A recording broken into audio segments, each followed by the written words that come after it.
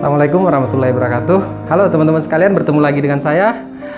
Pagi ini saya akan coba share kepada teman-teman sebuah tips komunikasi, bagian dari komunikasi efektif, yaitu komunikasi terapeutik.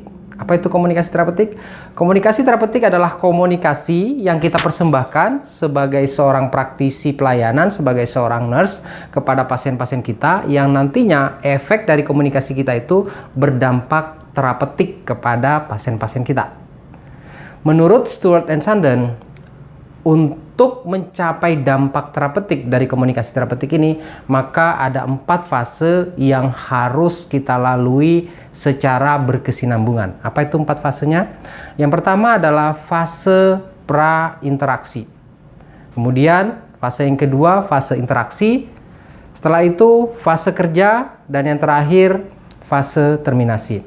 Nah, teman-teman sekalian, agar teman-teman lebih mudah memahami materi-materi yang saya sampaikan, fase-fase pra-interaksi sampai fase terminasi ini akan saya bahas satu persatu dari minggu ke minggu, sehingga nanti teman-teman akan lebih mudah mengaplikasikannya. Nah, di minggu ini saya akan coba fase pertama dulu, yaitu fase pra-interaksi. Fase pra-interaksi adalah fase di mana kita sebenarnya belum kontak dengan pasien.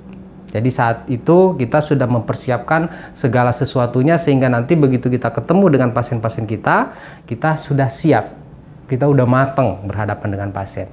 Apa yang perlu kita persiapkan? Yang pertama adalah persiapan diri. Persiapan diri. Nah, sebelum teman-teman kontak dengan pasien atau sebelum memberikan komunikasi dengan pasien-pasien Anda, persiapan diri yang perlu teman-teman perhatikan adalah perhatikan kondisi emosional teman-teman saat itu. Jangan pernah berhadapan dengan pasien pada saat mood Anda sedang tidak baik, karena dengan mood Anda yang tidak baik itu akan mempengaruhi komunikasi Anda kepada pasien-pasien Anda. Pastikan pada saat Anda berhadapan dengan pasien, mood Anda dalam mood yang sangat baik atau kondisi yang gembira, sehingga pasien bisa melihat kondisi tersebut. Kemudian di fase persiapan diri, teman-teman juga perlu mempersiapkan apa sih yang menjadi kelebihan teman-teman. Explore apa yang menjadi kelebihan teman-teman. Kemudian apa yang menjadi kelemahan-kelemahan teman-teman. Juga ketahui apa yang menjadi kelemahan teman-teman. Sehingga nanti pada saat Anda berhadapan dengan pasien, Anda siap berkomunikasi dengan mengeksplor kelebihan yang teman-teman miliki itu. Kemudian yang kedua, di fase pra-interaksi setelah persiapan diri, teman-teman juga harus mempersiapkan materi yang akan disampaikan kepada pasien-pasien Anda. Materi ini penting. Kenapa? Karena seringkali kita berhadapan dengan pasien, kita berkomunikasi, bahkan mengedukasi, tiba-tiba di tengah jalan kita lupa materi yang kita sampaikan. Oleh sebab itu, teman-teman perlu mempersiapkan materi. Misalnya, kalau teman-teman mau melakukan komunikasi terapeutik pada pasien baru, maka materi-materi yang perlu teman-teman persiapkan adalah terkait orientasi pasien baru di tempat Anda. Misalnya jam berkunjung, kemudian tata tertib ruangan, orientasi ruangan, atau mungkin teman-teman bisa menyiapkan lembar orientasi. Itu juga terkait dengan materi. Atau misalnya teman-teman mau memberikan tindakan keperawatan. Nah, pada saat memberikan tindakan perawatan kan perlu berkomunikasi.